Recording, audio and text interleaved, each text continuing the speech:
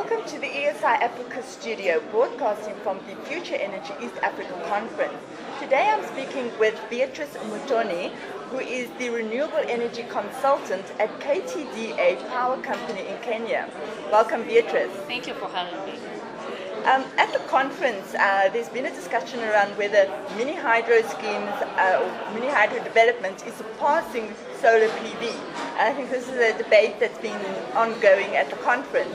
And so my question then is around what are the views around hydro development at a time when climate change is at its crescendo?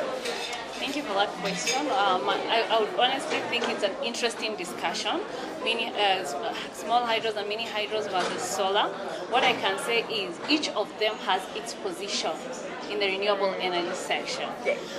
For small hydro projects, I can say largely for all the hydros, climate change is something we have to consider. It's something we cannot push at the back of our minds at this point in time, because we have seen shifting patterns in the rain seasons. Yes. We have seen droughts, and we have seen water levels in the rivers go down year after year. So it's something we cannot take for granted, and it's something we have to put into consideration even when you're doing your business case. So what I think we should do as KTDA Power, what we are doing as KTDA Power is our catchment areas. We ensure that we have protected our catchment areas such that the rivers in which we're getting our water from are sort of the effects of climate change are reduced, and our predictions, our future generation is actually guaranteed. So we work with local community to make sure that our catchment area is well protected. If everybody does that, then we probably will reduce the effects of climate change in our country. So in Kenya, there are a lot of small hydro projects that are already being developed. Yes, we have quite a number in the pipeline. As KTDA Power, we've already commissioned 2, total capacity of around 7 megawatts, and we have around 7 or 8 others in the pipeline, different stages of development. Yes, so we have quite a number. So each and every person of developing, and we have quite a number of other people developing, other developers, is becoming an attractive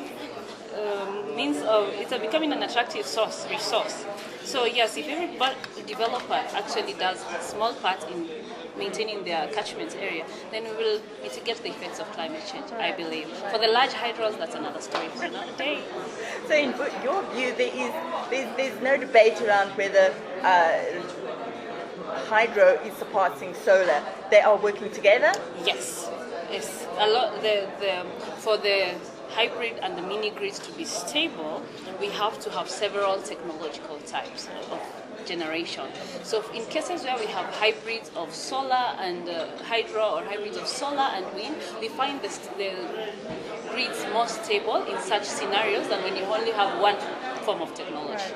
So talking about mini-grid projects, and since this is an attractive economic model to increase growth and access to electricity, the technologies behind it, what are the challenges that people are coming up against specifically here in Kenya?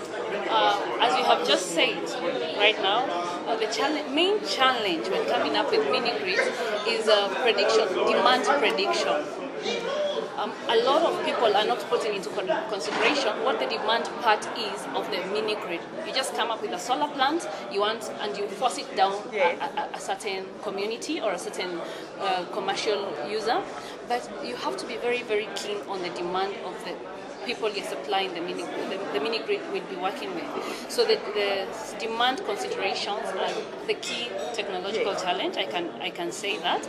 And as well, you have to look at your resources. The best outcome of this mini grid is when you have 2 technologies working together. If you have a solar technology that is supplying you during the day, you have something else that will work in the evening. That's where you have a very reliable mini grid. Right, so there's synergies all round. Yes. And that then brings me to the East Africa region and that cross-border transmission that is being planned and spoken about a lot at the conference. What do you see as happening not only in the next 10 years, but maybe the next 50 years in the region with these transmission networks? You know, I'm really excited about this East Africa Power Pool. because it has been, last year I was in California and I saw what California has done with its integration of the grid, and I'm really excited about this East Africa Power Pool because this will ensure that one, costs go down, two, we have a really stable grid across East Africa. If we bring in Ethiopia, there are plans, actually the line to Ethiopia is under construction, and we have plans to take it to Tanzania. Ethiopia will link us up to the North Africa Power Pool. So eventually, 10 years, 50 years down the line, what I foresee is the whole of Africa having one big grid called the Africa Power Pool. Really, that is actually really exciting, and I'm looking forward to the time. I hope I'll be alive. I'm looking forward to the time when we have an African power pool, because I think it will be something to look forward to. And I think, in my prediction, 50% of that power will be renewable energy, or maybe 80%. You never know. Africa is endowed with a lot of renewable energy resource. We do have a lot, and we can really engage in that mix. Yes. Thank you so much for sharing that with us, Beatrice. You're welcome. Thank you. It was a pleasure being here. Thank you for watching.